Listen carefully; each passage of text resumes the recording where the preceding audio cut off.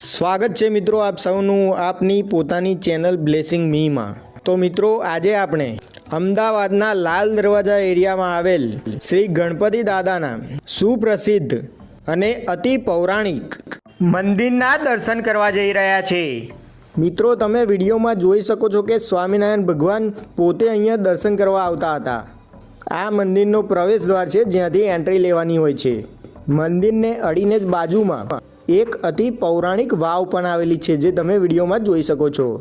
મિત્રો આ મંદિર અતિ પૌરાણિક અને ચમત્કારિક હોવાનું મનાય છે। તો આ મંદિરનો પ્રવેશ દ્વાર છે જ્યાંથી એન્ટ્રી લેવાની હોય છે।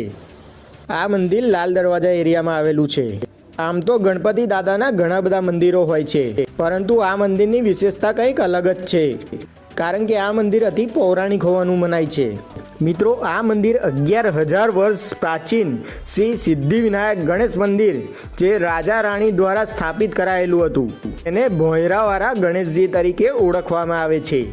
મિત્રો રવિવારે, મંગળવારે અને સંકટ ચતુર્થીના દિવસે અહીંયા માનવ મહેરામણ ઉમટી પડે છે। આ મંદિર અંગારકી ચતુર્થીના દિવસે સવારે 5 થી રાતે 10 વાગ્યા સુધી ખુલ્લું હોય છે, તેમજ મંગળવાર અને સંકટ ચતુર્થીના દિવસે સવારે 7 થી રાતે 8:30 વાગ્યા લગી ખુલ્લું હોય છે, અને રેગ્યુલર દિવસમાં સવારે 7 થી બપોરે 12 વાગ્યા સુધી અને સાંજે 4 થી 8:30 સુધી ખુલ્લું હોય છે।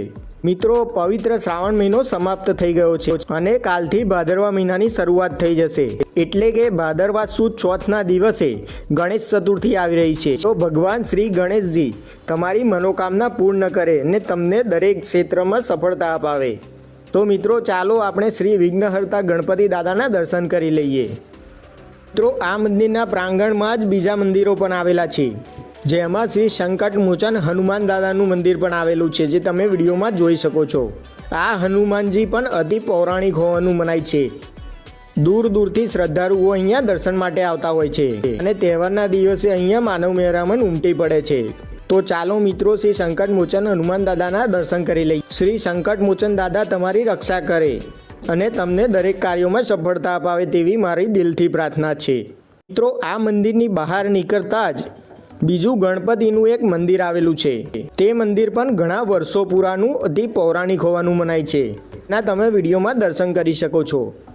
અને આ મંદિરની સામે જ શ્રી રામ ભગવાન, લક્ષ્મણ અને શ્રી હનુમાનજી ભગવાનનું મંદિર પણ આવેલું છે જે તમે વિડીયોમાં જોઈ શકો છો। મિત્રો આ મંદિર પણ અતિ પૌરાણિક હોવાનું મનાય છે।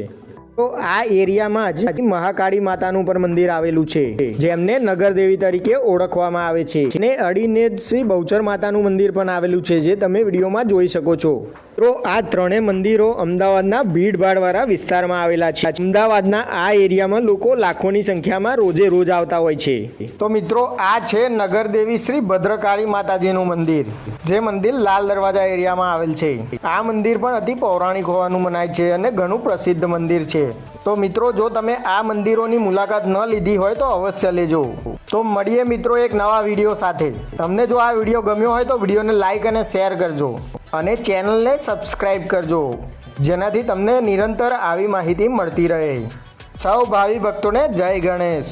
મિત્રો કમેન્ટમાં જય ભદ્રકાળી અને જય ગણેશ લખવાનું ભૂલતા નહીં। સૌને જય ગણેશ।